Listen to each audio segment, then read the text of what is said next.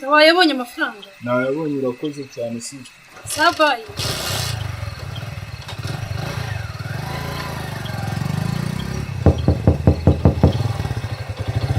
Yemwe abahana. Mama. Uwo ninde wenda kunsenyera urugo bose anzaniye umuhungu wanjye.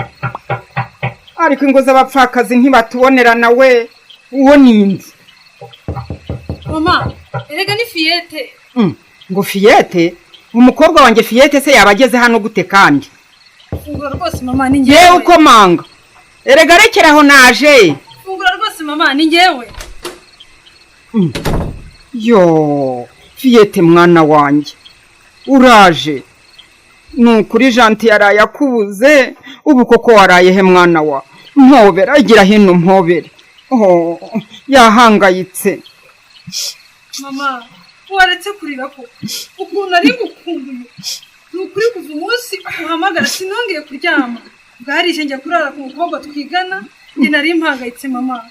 Kandi nyine unyumva sinzi impamvu mumisha rwose. Yo, mwana wa, nukuri warakuze. Shenge burya gati nimbira gatsindwa. Yari yarakugize uruzingo. Rubanda bavuga ngo ntuzakura mwana wanjye. None reba ukuntu wanganye. Yo, ongera umpobere mwana wa. Ongera umpobere nyabusa hari impamvu.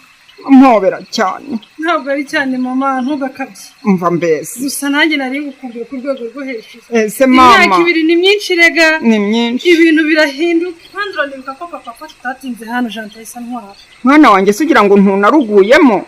Usanze ngifatisha umuriro rwose. Natinze mu kabandi. Natinze yose nakora iki ko nanicaye nkazinga nkagaruka ko ntigeze nanabagara. Ariko rero Fillette nushaki uretse mpamagare Janti mubwire ko wageze hano arekeraho guhangayika. Ibyo biri mu binzanye mama. Kumenya impamvu sigaye umeze gutyo umeze. Gusa nushaka umuretse. Nawe yumva ukuntu bimera di. Kandi mama nyine ndakomeje. Marume nawe umureke rwose. Ariko ubwo waretse nkamubwira koko Fillette. Waretse nkamubwira. Ariko ndabona hano muri saro harahindutse. Mama iyi mitako niwe wayishizemo. Yewe ni umusaza wawe Poki. Ngo ibi bintu arabikunda da. Ariko koko mana yanjye. Wampaye umwana wanjye koko ntacyo nacumuye. Mana we, nzanira umwana mana we. Kuri kurira mama. Ubundi se Poki ari hehe? Ko ataza ngo ngwemo. Poki ari hehe mama? Erega ubwo wumva twabiguhishaga ngo udahangayika. Uyu munsi wa kane mbuze Poki. Nukuri Poki naramubuze kandi nta hantu ntashakiye muri uyu mudugudu wa gati. Narebeye mu ngo zose. Narebeye n'ahantu hose yashoboraga kujya. Ariko nukuri umuhungu wanjye Poki naramubuze ndamukumbuye we.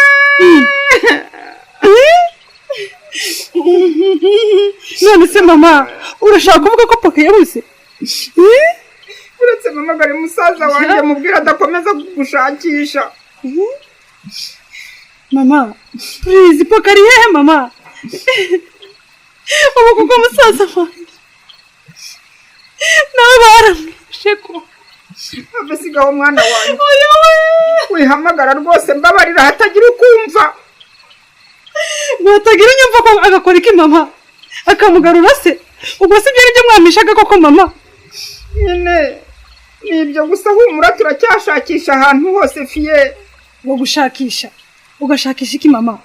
Ubu iminsi yose ataraha. Ubu ko kwambwira ute kwamushakishije n'urugendo rwose nakoze mva ku ishuri. Nta n'ifoto nimwe natambutse himurangisha mama koko. Yewe ntako ntagize n'ukuri mwana wanjye. Yepa twamushyunga tutazaho umurambo wuri. Ntabwo natuza rero. Mbonye ko mu mishi binyica. Ariko ubwo koko kuki umbwiye amagambo nkayo Fillette? Kuki? Sawa rero mama ubu ndigendeye kumushaka. Oya, ntugira hujya. Ntugira hujya. Oya ndagiye mama. Ndagiye kumushaka. Ayiwe. None se Fillette ugiye ngwino garuka. Garuka